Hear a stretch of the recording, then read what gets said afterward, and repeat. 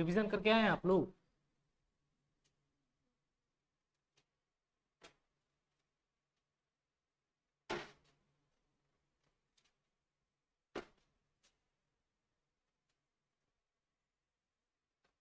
तो हम लोग कहां तक पढ़े थे?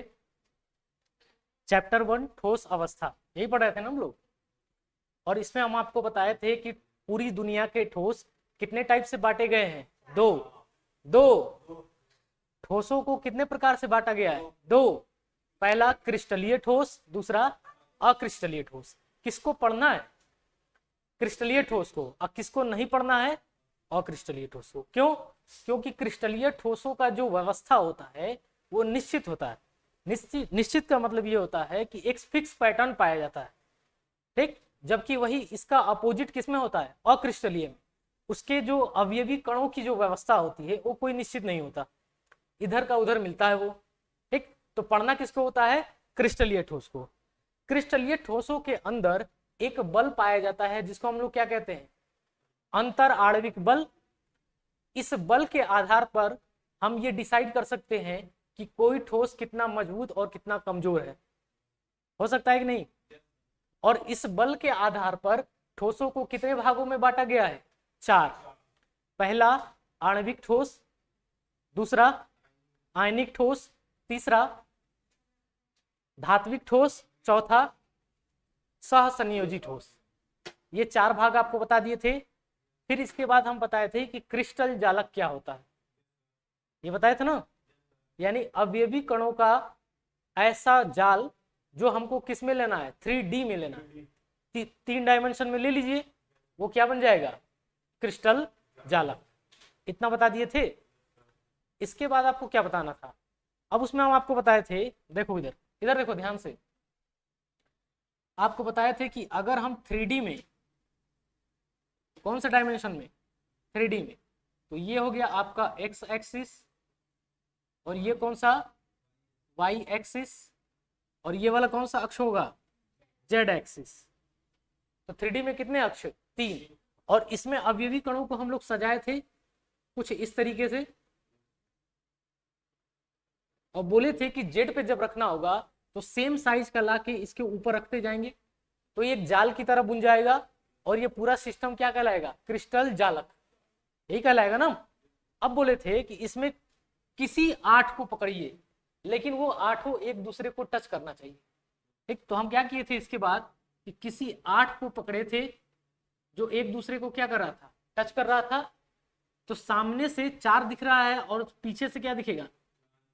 सामने से 4 और बैक से 4। तो टोटल अवयवी कण कितने हो गए थे? 8। अब इनकी जो त्रिज्याएं हैं इसको मिलाने पर हमको एक कुछ इस तरीके की आकृति मिलेगी। उस आकृति को हम लोग क्या कह रहे थे? घन। क्या कह रहे थे? घन। तो 4 फ्रंट का और 4 कहाँ का? बैक का। तो कुछ इस तरीके का आपको आकृति मिल रहा था। देखो कुछ आकृति हम लोग को इस तरीके का मिल रहा था कि नहीं मिल रहा था? मिल रहा था, जिसको हम लोग कह रहे थे एकक कोष्ठिका। इसी का नाम क्या था? एकक कोष्ठिका। इंग्लिश में इसी को क्या कहते थे? Unit cell. समझ में आ गया?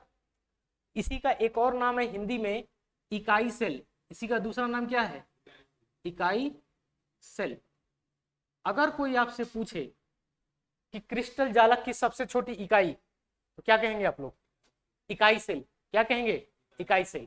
दूसरा सवाल इसी से क्या बनेगा कि इसके अंदर कितने अवयवी कण उपस्थित होते हैं? तो मिनिमम कितने? 8। मिनिमम कितने? 8। 8 से कम संभव है? नहीं, 8 से कम संभव नहीं। अब ये जो इनका कोना है, समझ में आ रहा है? तो टोटल कितने कोने होंगे इसमें?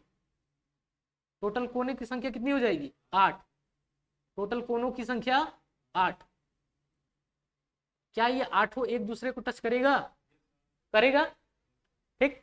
इसी कोने को हम लोग कहते थे जालक बिंदु। एक बिंदु की तरह दिख रहा है कि नहीं? और किसी ना किसी जाल का है, इसलिए इस बिंदु का नाम क्या हो गया था? जालक बिंदु। जालक बिंदु। तो ऐसे कितने जालक बिंदु है इसके अंदर? 8। ऐसे कितने जालक बिंदु है? 8। कैसे 4 है? हम ओवरऑल पूछ रहे हैं ना। जैसे पूछे कि एक कक्षा में कितने लड़के, तो सबको ना गिनेंगे कि मास्टर साहब को गिन लेंगे, ठीक है। तो इसमें टोटल अवयवी कण कितने हैं? 8। अब देखो इसके बाद बताए थे कि ये जो एकक कोशिका है ये कितने प्रकार की होती है, बताओ किसको याद है? यहां तो बता दिए थे ना। इसके बाद कहे थे कि एकक कोशिका का ये प्रकार होता है। एकक कोशिका का प्रकार कितने टाइप का? 4। कितने प्रकार का? 4। पहला क्या था? पहला था आपका एससीसी। इधर देखो, इस एकक कोशिका का कितना प्रकार होता है? 4। पहला जो था वो आपका था एससीसी, और बोले थे जो इंग्लिश वर्जन है इसी को याद करिएगा, वो भी शॉर्ट फॉर्म। पहला क्या था? एससीसी, आद्य या सरल एकक कोशिका। उसके अंदर क्या होता था? 8 ही अवयवी कण मिलते थे। ठीक है। दूसरा आपको बताए थे बीसीसी।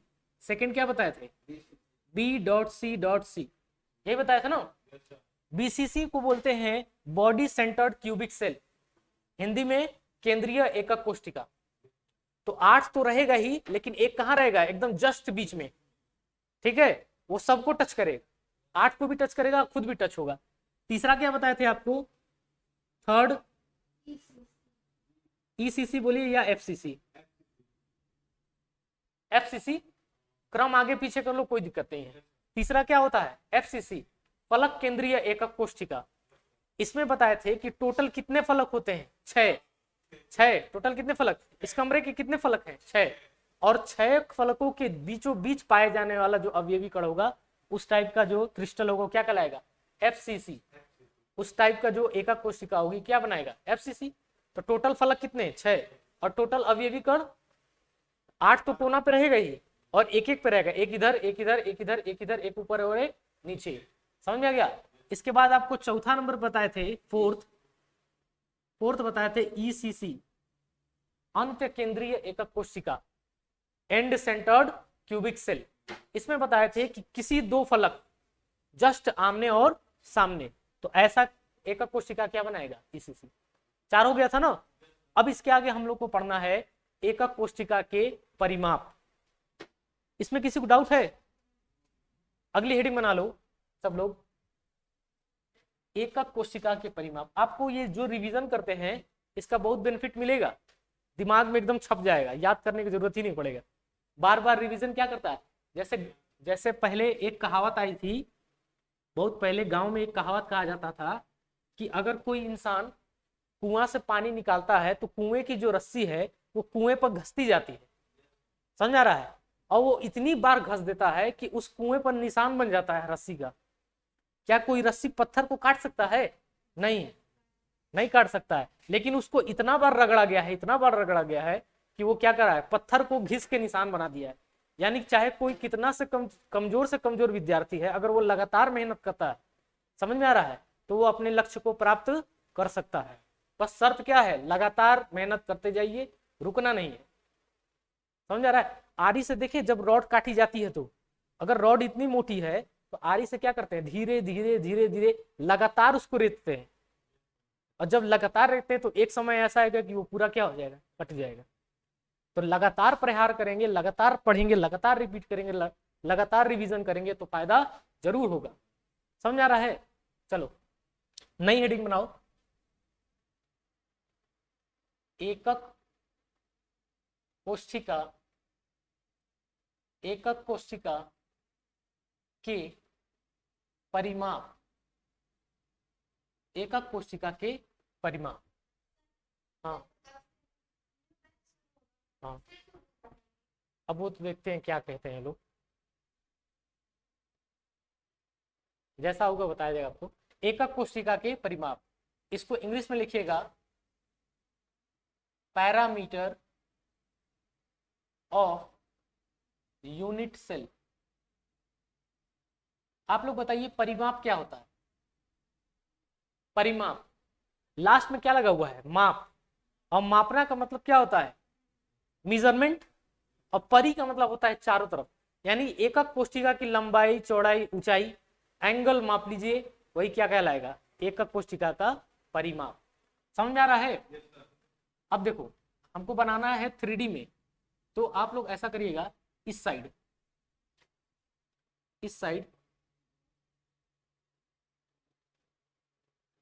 एक्सिस बनाइएगा, एक्स वाई और जेड एक्सिस।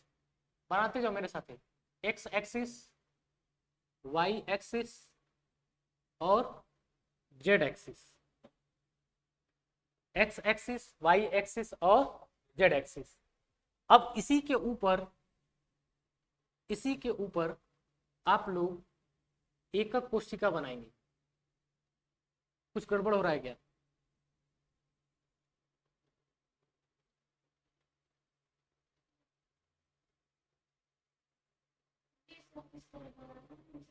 नहीं बन पा रहा है? नहीं बन पा रहा है? देखो आप लोग क्या करना, इधर देखो, आप लोग क्या करना, इस तरीके से बनाना, इस तरीके से हो गया ये। इसके बाद इसके नीचे ऐसे करके ऐसे बॉक्स बना लेना, ये बन जाएगा ना। अब इसमें क्या करना है कि ये वाला जो है इसको आगे खींच दो, ठीक, इसको आगे खींच दो और पीछे वाला को क्या करो, ऊपर खींच दो। बन गया ना एक्सिस, एक्स वाई और जेड। इसी तरीके से बनाना है, बनाओ जल्दी।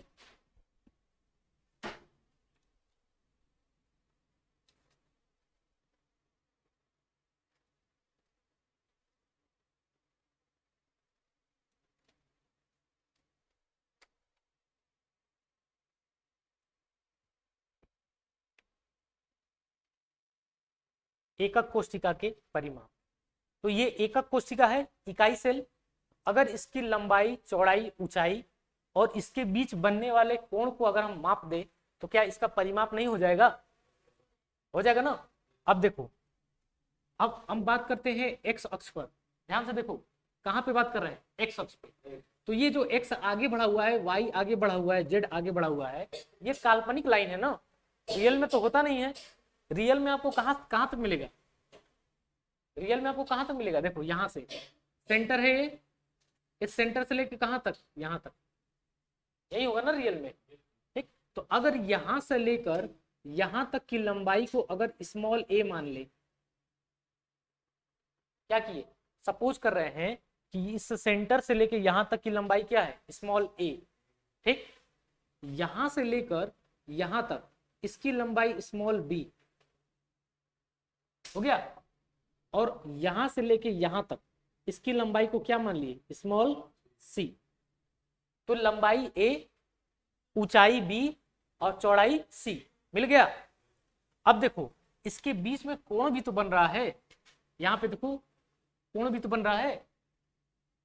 इस वाली जो लाइन है और ये वाली जो लाइन है, इसके बीच कहीं ना कहीं एंगल बन रहा है कि नहीं बन रहा? बन रहा है। इस एंगल को अगर हम कहते हैं अल्फा, समझ में आ गया? तो इसके बगल वाला क्या होगा? बीटा, और यहां से यहां वाला कौन सा होगा? गामा। फिगर समझ में आया? गामा, गामा, अल्फा, बीटा और गामा। फिर से समझो, ये आपकी एकक कोशिका है।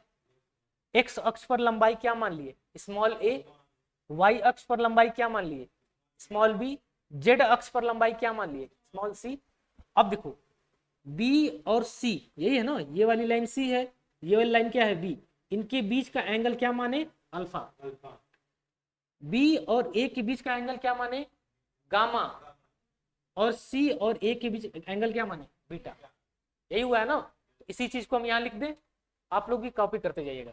देखो एकक कोशिका में, एकक कोशिका में, एकक कोशिका में निम्नलिखित, एकक कोशिका में निम्नलिखित परिमाप माने गए हैं। माने गए कौन कौन से हैं भाई? इसको हम लिखें, ठीक। तो यहां हम लिखते जाएं, एक्स अक्ष पर, एस अक्ष पर एकक कोशिका की लंबाई,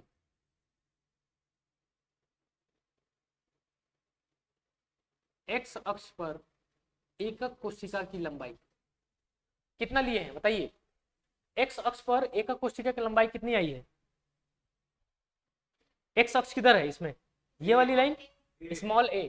तो यहां लिख दें बराबर स्मॉल ए। सही हो गया। उसी तरीके से आपको बताना है वाई अक्ष पर एकक कोशिका की लंबाई कितनी होगी, स्मॉल बी, वाई अक्ष पर कितनी हो जाएगी, स्मॉल बी। उसी तरीके से जेड अक्ष पर एकक कोशिका की लंबाई फटाक से बता दीजिए, स्मॉल सी लंबाई हो गया ना, ए बी और सी। अब आपको बताना है कोण, ए आप कहेंगे भुजा, ऐसे कहो लंबाई ए, या सीधा लिख लो ना, सीधा लिख लो, ए तथा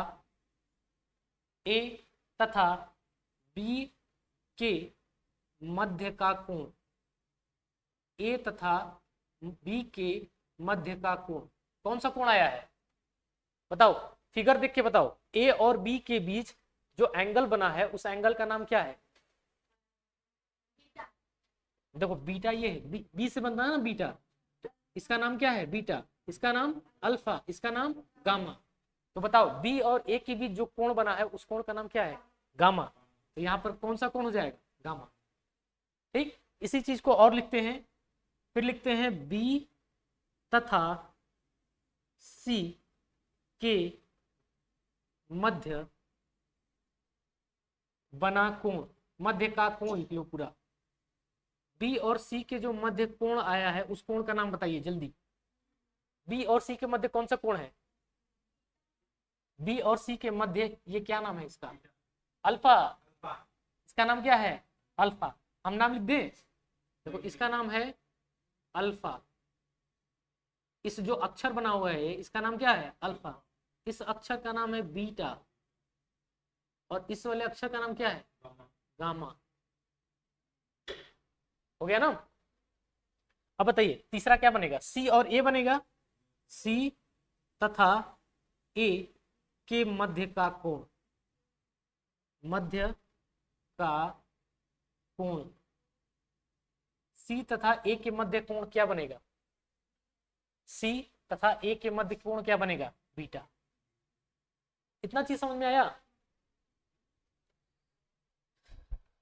फिर से देखिए, हम लोग पढ़ रहे हैं एकक कोशिका के पैरामीटर या परिमाप। ठीक, लंबाई चौड़ाई और ऊंचाई का जो मेजरमेंट होता है और उनके बीच के जो एंगल है उनको अगर हम माप लें तो वो क्या बन जाएगा, परिमाप। ठीक, हम आपको एक फिगर बनाए हैं, फिगर में आपको तीन चीज दिखाएं, फिगर में कितनी चीज दिखाएं, तीन। पहली चीज है इसकी लंबाई चौड़ाई और ऊंचाई, तीसरी चीज है इनके बीच का कोण, समझ में आ रहा है, और एक्स वाई और जेड एक्सिस पर इसको रख दिए हैं लाके। समझ में आया, यहां तक बातें समझ में आ रही है। ठीक है, अब आप लोग बताएंगे, देखो यहीं से सवाल आता है एग्जाम में। हम आपसे अगर पूछे, देखो हम आपसे अगर पूछे क्या इन, इसमें कितना संख्या दिख रहा है, 1 2 3 4 5 और 6, क्या इन 6 में से किसी एक को डिस्टर्ब करेंगे तो उसका आकार चेंज होगा कि नहीं होगा, होगा कि नहीं होगा, होगा बताओ। अगर हम क्या करें, एकक कोशिका में आपको बताया था कि उसकी लंबाई चौड़ाई ऊंचाई सारी बराबर है, और जब सीधा रखा हुआ है तो एंगल कितना बनेगा 90 डिग्री। ठीक, तो अगर हम कहीं ना कहीं इसकी लंबाई बढ़ा दे तो ये थोड़ा सा लंबा नहीं दिखेगा, दिखेगा, यानी कि किसी को भी डिस्टर्ब करेंगे इनमें से कोई भी, चाहे बीटा हो जाए, चाहे अल्फा हो जाए, चाहे गामा हो जाए, चाहे सी बी ए, किसी को भी छेड़ेंगे पूरा क्रिस्टल का थोड़ा बदल जाएगा, पूरा शकल क्या हो जाएगा, बदल जाएगा, होगा कि नहीं। इस तरह से इस आधार पे इसको 7 भागों में बांटा गया है, समझ में आ रहा है कि नहीं। देखो एंगल नहीं, ये तो संख्या लिखे हैं हम ना, ये संख्या लिखे हैं, अभी आपको लिखाएंगे 7 क्रिस्टल सिस्टम, फिगर भी बनाएंगे उसका। तो एंगल को चेंज करने और लंबाई चौड़ाई बढ़ाने और घटाने के आधार पर क्रिस्टल कितने टाइप के बांटे गए हैं, 7। कंपटीशन में यहीं से आता है। ठीक, और पिछले साल आपके पेपर में था, पेपर में 1 नंबर का सवाल आया था। तो कितने सिस्टम बने क्रिस्टल के, 7, और इन 7 का नाम लिखेंगे अभी बोर्ड पे, एंगल बताएंगे, कोण बताएंगे और उसका एग्जाम्पल। समझ में आ रहा है, कोई दिक्कत। इसमें से किसी को छोड़ेंगे इसका आकार बदलेगा और वो नया तरह क्रिस्टल बन जाएगा। ठीक है, उसी का टोटल कितना प्रकार होता है, 7। तो ये कॉपी कर लिए आप लोग, कॉपी कर लिए, इसको थोड़ा सा हटा दें, स्क्रीनशॉट हो जाएगा। कॉपी करने के बाद इसको हम लोग अगली हेडिंग बनाओ, मिटा दो इसको ना, अगली हेडिंग बनाओ 7 प्रकार के क्रिस्टल समुदाय। नेक्स्ट हेडिंग 7 प्रकार के क्रिस्टल जालक, जालक या समुदाय जो भी कहिए। अगले हेडिंग बनाइएगा आप लोग 7 प्रकार की, हाँ, क्रिस्टल जालक, 7 प्रकार के क्रिस्टल जालक। 7 types of crystal lattice, 7 types of crystal lattice, 7 types of crystal lattice. किस आधार पर बांटे हैं? एंगल को चेंज करने या फिर उसकी लंबाई चौड़ाई ऊंचाई को घटाने बढ़ाने पे। समझ में आ गया? ये 7 टाइप का होता है, ये लिखते जाओ, पूरा मिटा दें इसको। 7 प्रकार का होता है, 7 प्रकार का होता है। चलो बनाते जाओ मेरे साथ। पहला यहां पर लिखना, आप लोग हेडिंग बनाते जाना, क्रिस्टल ठोस, यहां पर हेडिंग बनाना, पहले ऐसे करके बांटना है। समझ में आ गया? 7 टाइप का बांटना है। यहां लिखना सीरियल नंबर, क्रम संख्या, एक ये हो गई। यहां लिखिएगा क्रिस्टल ठोस, क्रिस्टल ठोस, ठीक, इसको बांटिएगा ऐसे। यहां लिखिएगा लंबाई, अक्ष की लंबाई, या सिर्फ लंबाई लिखो, लंबाई। इसके बाद यहां बांटेंगे आप लोग कोण, और यहां लिखेंगे उदाहरण, उदाहरण।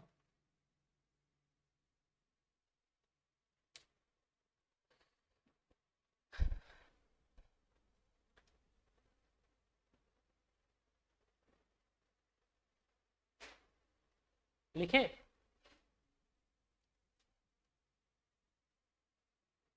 देखो पहला नंबर क्या आता है, क्रम संख्या 1। जो पहला ठोस बनता है उस ठोस का नाम है घनीय, उस ठोस का नाम क्या है? घनीय, जो कि आप लोग पढ़ चुके हैं अभी। जो यूनिट सेल था, इकाई कोशिका, वो क्या था? घनीय। कैसे पता चलेगा? पता इस बात से चलेगा कि उसकी जितनी भी लंबाइयां हैं वो बराबर होंगी, यानी जितना ए होगा उतना ही क्या होगा? बी भी होगा, और उतना ही सी भी होगा। और जो कोण है, कोण क्या होता है? अल्फा होता है, और क्या होता है? बीटा होता है, और क्या होता है? गामा।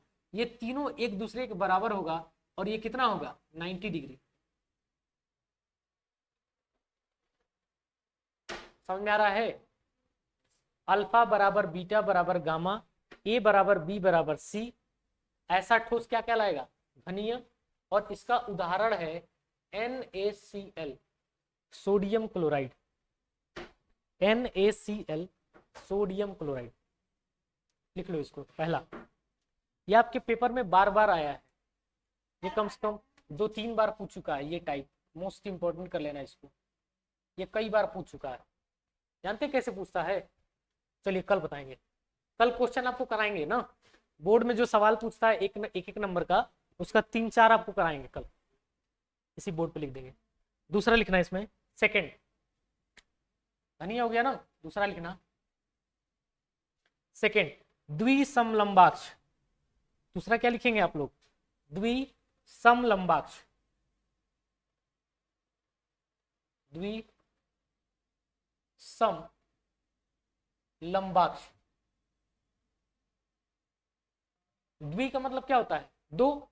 द्वि का मतलब क्या होगा? दो। सम का मतलब होता है बराबर, लंबाक्ष मतलब इसके अक्ष की लंबाई क्या होगी? बराबर। तो यहां हो जाएगा ए की लंबाई किसके बराबर हो जाएगी? बी की। लेकिन ये किसी सी के बराबर नहीं होगा। दो की लंबाई बराबर होगी, लेकिन एक की लंबाई बराबर नहीं होगी। अब इसमें कोण बनाता है आपका अल्फा बराबर बीटा बराबर गामा, अल्फा बराबर बीटा बराबर गामा बराबर 90 डिग्री। अल्फा बराबर बीटा बराबर गामा बराबर 90 डिग्री। इसका एग्जाम्पल है SnO2। SnO2। तीसरा लिखिएगा इसमें विषम लंबाक्ष। विषम लंबाक्ष, इसमें क्या होगा, इसमें किसी की लंबाइयां एक दूसरे के बराबर नहीं होंगी। ना ही ए बी के बराबर होगा, ना ही बी सी के बराबर होगा, कोई बराबर इसमें नहीं होगा। और इसका जो कोण है अल्फा बराबर बीटा बराबर गामा बराबर 90 डिग्री। इसका एग्जाम्पल है BaSO4, बेरियम सल्फेट। चौथा लिखिएगा इसमें षटकोणीय। षटकोणीय, षटकोणीय यहां लिखा हुआ है। षटकोणीय में क्या होता है कि ए जो है बी के बराबर होता है नॉट इक्वल टू सी, और अल्फा बराबर बीटा बराबर 90 डिग्री, जबकि गामा का जो मान होता है वो होता है 120 डिग्री। और इसका एग्जाम्पल है जिंक ऑक्साइड। अभी समझाएंगे सबको। पांचवा है आपका कोणीय या त्रिंताक्ष। कोणीय या त्रिंताक्ष। कोणीय या त्रिंताक्ष, इसमें होता है ए बराबर बी बराबर सी। इसमें लेकिन एंगल होता है अल्फा बराबर बीटा बराबर gamma not equal to 90 degree. Calcium carbonate CaCO3। छठवां नंबर पे आता है आपका एकल ताक्ष। एकल ताक्ष, हाँ कहां पे, कोणीय अथवा त्रिंताक्ष। हाँ त्रिशूल वाला जो त्र होता है त्रिंताक्ष। इसके नीचे है आपका एकल ताक्ष। इसमें क्या होता है A not equal to B not equal to C. इसमें होता है अल्फा बराबर gamma is equal to 90 degree, और जो बीटा बीटा का जो मान होता है वो होता है आपका नॉट इक्वल टू 90 डिग्री।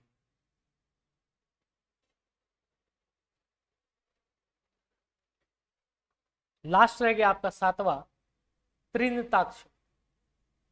त्रिंताक्ष सातवां, इसमें होता है A not equal to B not equal to C, alpha not equal to beta not equal to gamma not equal to 90 degree. और इसका एग्जांपल नहीं लिखे हैं सोडियम Na2SO4, और इसका एग्जांपल है CuSO4 कॉपर सल्फेट। यही है 7 प्रकार का क्रिस्टल सिस्टम। देखो हम लोग क्या किए हैं, एंगल को बदले हैं, और क्या किए हैं लंबाई चौड़ाई ऊंचाई में से घटाए और बढ़ाए हैं। बस यही करने पर हमको नया टाइप का मिलने लगेगा। तो ये टोटल कितने प्रकार का होता है 7। टोटल कितने प्रकार का होता है 7।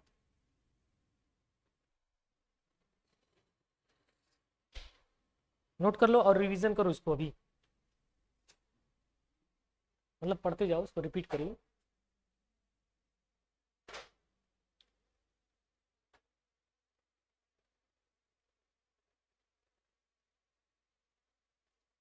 एक का इमेज बना रहे हैं, थोड़ा सा ध्यान देना उसको।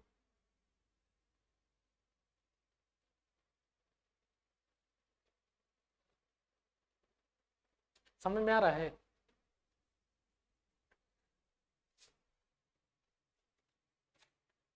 देखो फिर से एक बार रिपीट करते हैं। हम आपको बताए थे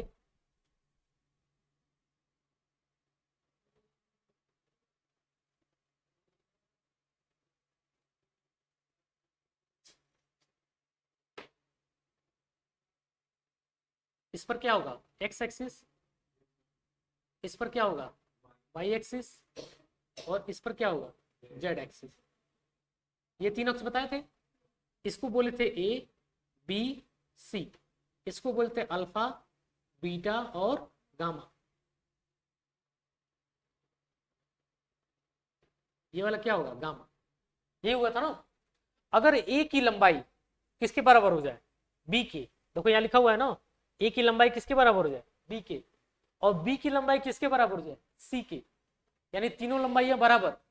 तो अगर ए की लंबाई 2 सेंटीमीटर है तो बी की भी क्या होनी चाहिए, 2, तो सी की भी क्या होनी चाहिए, 2, तो तीनों की लंबाई आपस में बराबर। अब देखो अगर बोले अल्फा का जो मान है वो 90 डिग्री, तो बीटा भी कितना हो, 90, तो गामा भी क्या हो, 90, यानी कि ए बी सी बराबर हो और अल्फा बीटा गामा कितना डिग्री, 90 डिग्री। तो ऐसा क्रिस्टल का नाम क्या होगा, ऐसे क्रिस्टल का नाम क्या होगा, घनीय। यही होगा ना, वो कैसा क्रिस्टल होगा, घनीय। इसका देखो इमेज, घनीय आप लोग ऐसे बनाए थे, सबकी लंबाइया चौड़ाइया ऊंचाइया सब क्या होगा बराबर, और एंगल भी क्या होगा 90 डिग्री। ये था ना घनीय का इमेज। अब दूसरा देखो, दूसरा कह रहा है द्विसमलंबाक्ष। द्वि का मतलब क्या होता है, दो, द्वि का मतलब दो, सम का मतलब होता है बराबर समान, और लंबाक्ष का मतलब लंबाई वाली अक्ष। तो इसमें कोई सा भी दो उठा लो, उसको बराबर कर दो। ए को किसको बराबर कर दिए, बी के, या बी को बराबर आप सी कर सकते हैं, लेकिन एक बराबर नहीं होगा, एक कहीं ना कहीं ज्यादा होगा या फिर क्या होगा, कम होगा। और अगर एंगल दिखे तो अल्फा बीटा गामा कितना है 90 डिग्री, इसमें भी एंगल कितना होगा 90। अब देखो हमको क्या करना है, किसी दो को बराबर करना है और बाकी सबको क्या करना है, एक को छोटा या बड़ा कर दो, इसको खींच के बराबर बड़ा कर दो।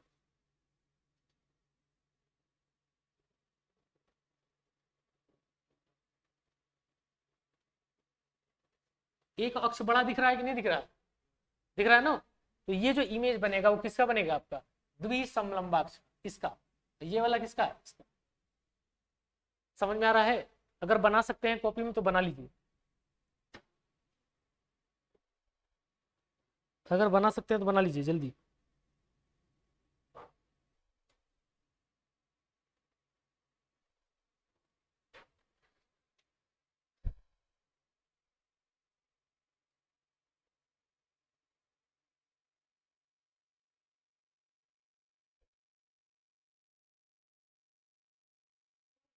हो गया। अगला बताइए क्या बनेगा, क्या बनेगा और किस तरीके से बनेगा। नेक्स्ट अगला कैसे बनेगा, हाँ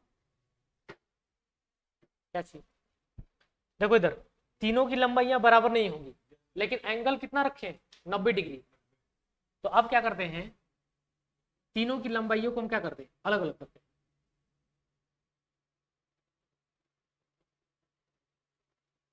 लेकिन कोण कितना होगा 90। अब किसको मिलाओ, ये कुछ नया तरीके का यूनिट सेल लाइन निकल के आया। तीनों की लंबाई क्या है, अलग अलग, तीनों की लंबाई अलग अलग, लेकिन एंगल कितना दिख रहा है 90 डिग्री। 90 का मतलब होता है समकोण, जैसे ये दीवार है ना, ये 90 डिग्री पे है, अगर ये 90 पे नहीं रहेगा तो ये गिर जाएगा, 90 पे नहीं रहेगा तो क्या होगा, गिर जाएगा। समझ आ रहा है, क्योंकि उसमें सेंटर ऑफ मास उसका नहीं मिल पाएगा, तो वो क्या होगा, डिसबैलेंस होके गिर जाएगा। ये समझ में आया, इसको भी बना लो। तीसरा, ये किसका इमेज है, इसका।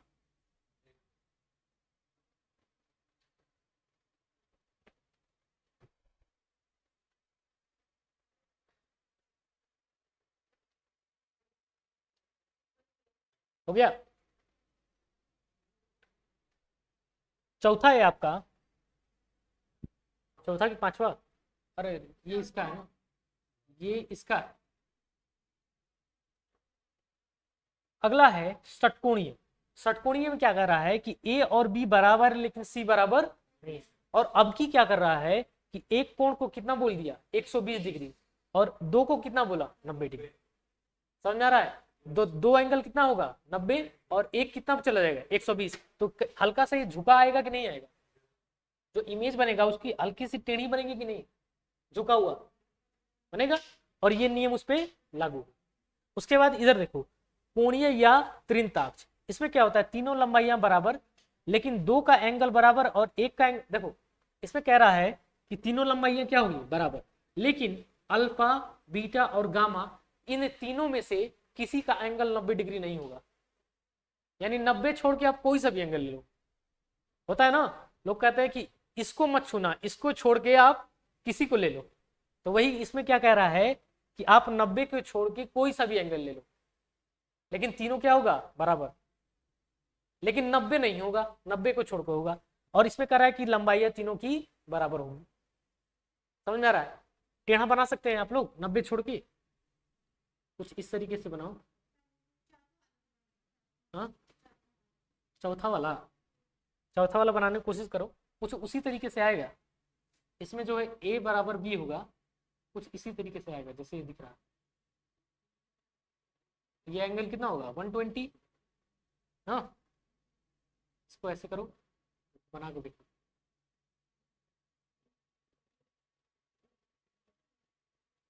बना कि नहीं बना? एंगल कितना रख दिए 120 डिग्री। अब इसमें कह रहा है a बराबर b है लेकिन उसके बराबर c नहीं है, तो ये किसका इमेज हो जाएगा? चौथा वाले का। समझ में आ रहा है? अब इसके बाद पांचवा है आपका, पांचवा तो बताया ना अभी, इसका इमेज बनाओ। इसको 90 डिग्री छोड़ के किसी पे ले लो, लेकिन इसमें ए बी सी बराबर होना चाहिए। ठीक है, इसमें ए बी सी क्या होना चाहिए बराबर।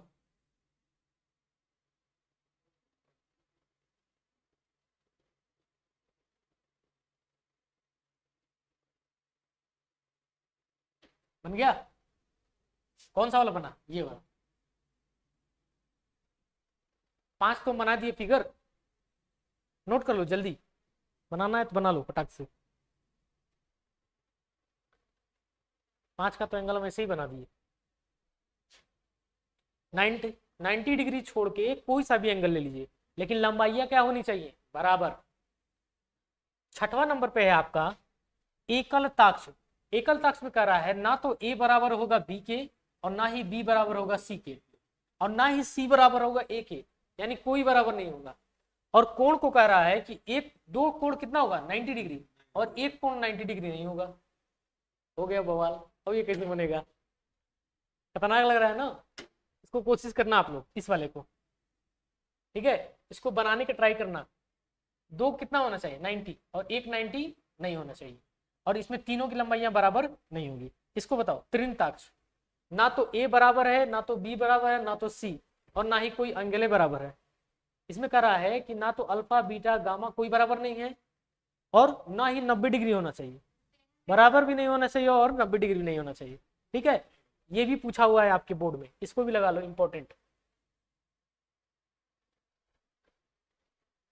ये भी पूछा हुआ है बोर्ड में, त्रिनताक्ष। अब देखो एक क्वेश्चन है बोर्ड का, यूपी बोर्ड में पूछा हुआ सवाल है, इसको बोर्ड पे लिखते हैं, आप लोग उसका आंसर बताएंगे। ठीक है, चलो यहाँ लिखते हैं हम क्वेश्चन, आप लोग इसका आंसर बताइए। क्वेश्चन कह रहा था, पूछा हुआ था क्वेश्चन, निम्नलिखित में से, नहीं ऐसे लिखा था देखो, यदि एकक कोष्ठिका के लिए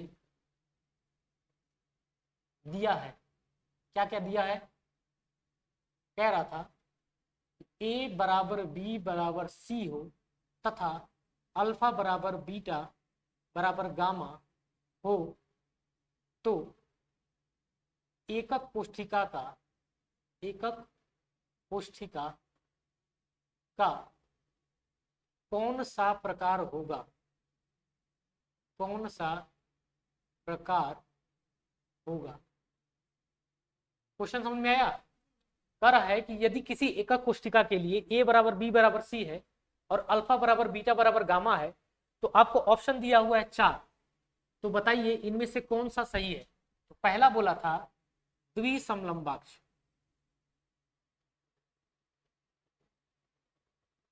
दूसरा बोला था घनीय, तीसरा बोला था कोणीय, और चौथा बोला था एकलताक्ष। बताओ कौन सा सही है, कौन सा सही है? बी वाला। ऐसे ही पूछता है सवाल, ये हूबहू सवाल पूछा हुआ है आपके बोर्ड में, ठीक है। तो और सबसे ज्यादा किसको चिपता है, पहला नंबर, और उसके बाद आखिरी वाला सबसे ज्यादा इसी क्वेश्चन को उठाता है, उठा के चिपका देगा बोर्ड में। और जैसे ही आप लोग पेज खोलेंगे पहला, सबसे पहले यही मिलेगा। समझ में आ रहा है, पहला चैप्टर है और पहले आपको कितना पूछता है, क ख ग घ करके आपको ऑप्शनल क्वेश्चन रहता है, ऑब्जेक्टिव, और सबसे पहला पहले ही चैप्टर से उठाता है, ठोस अवस्था से पूछेगा निम्नलिखित में से कौन सा एकक कोष्टिका के लिए सत्य है, ए बराबर बी बराबर सी, अल्फा बराबर बीटा बराबर गामा बराबर 90 डिग्री, तो कौन सा प्रकार होगा, घनीय। तो इसका राइट आंसर क्या हो जाएगा, समझ में आ गया। चलो अब दूसरा क्वेश्चन पूछते हैं, आप लोग बताइएगा, यदि ऐसे बना दे, अब कौन सा प्रकार होगा। हमने किया है कि ए को बी के बराबर रखा है, लेकिन सी को बराबर नहीं रखा है, और कोण कितना रखा है, 90 डिग्री। तो बताइए कौन सा प्रकार होगा, कौन सा प्रकार होगा, द्विसमलंबाक्ष। समझ में आ गया। अब एक और क्वेश्चन पूछा था आपने कि ना तो ए हो बराबर बी के, ना तो बी बराबर हो सी के, ना तो अल्फा बराबर बीटा के, ना तो बीटा बराबर गामा के, ना ही 90 डिग्री, कोई बराबर ना हो, कौन सा प्रकार बनेगा, चलो बताओ। सबसे लास्ट क्या नाम है इसका, त्रिनिताक्ष। क्वेश्चन समझ में आ रहा है कैसे पूछता है। चलो तो आप लोग होमवर्क लिखिए, होमवर्क लिखो, चलो होमवर्क। एकक कोष्ठिका के, एकक कोष्ठिका की परिभाषा दीजिए, एकक कोष्ठिका की परिभाषा दीजिए, साथ ही साथ उसके परिमाप को भी स्पष्ट कीजिए, उसके परिमाप को भी स्पष्ट कीजिए। ये आपका होमवर्क है, इसको आप लोग रफ पे करके लाएंगे। इतनी बात समझ में आ रही है। अब रिवीजन करिए पीछे से, सबसे शुरू से एकदम क्या बताए थे आपको। ठोस, ठोस के कितना प्रकार, दो, क्रिस्टलीय और अक्रिस्टलीय। क्रिस्टलीय के अंदर क्या पाए जाते हैं, अवयवी कण। एक किस बल से जुड़े रहते हैं, अंतर आणविक बल। इस बल के आधार पर ठोस कितने प्रकार के, चार। कौन सा, पहला आणविक, आयनिक, धात्विक और सहसंयोजी। इसके बाद कहे थे कि एकल क्रिस्टल जालक बताए थे। क्रिस्टल जालक में से किसी 8 को जो एक दूसरे को टच करते हैं उनको पकड़ा और सबके केंद्र को मिलाया तो क्या मिला, एकक कोष्ठिका। एकक कोष्ठिका का कितना प्रकार, चार। कितना प्रकार, चार। पहला एससीसी, बीसीसी, एफसीसी और ईसीसी। ये चारों याद होना चाहिए जुबान पे एकदम, एससीसी, बीसीसी, ईसीसी और एफसीसी। इसके बाद आपको बताएं कि एकक कोशिका के पैरामीटर, लंबाई ए, ऊंचाई बी, चौड़ाई सी, कोण अल्फा बीटा और गामा। इस कोण को अगर हम घटाते हैं बढ़ाते हैं, लंबाई को घटाते बढ़ाते हैं तो टोटल कितना क्रिस्टल मिलता है, 7। और ये 7 आपके एग्जाम के लिए इंपॉर्टेंट है। समझ में आ गया, ठीक है, नोट कर लो इसको, बाकी क्लास कल करेंगे, ठीक है, अगली क्लास में मिलेंगे।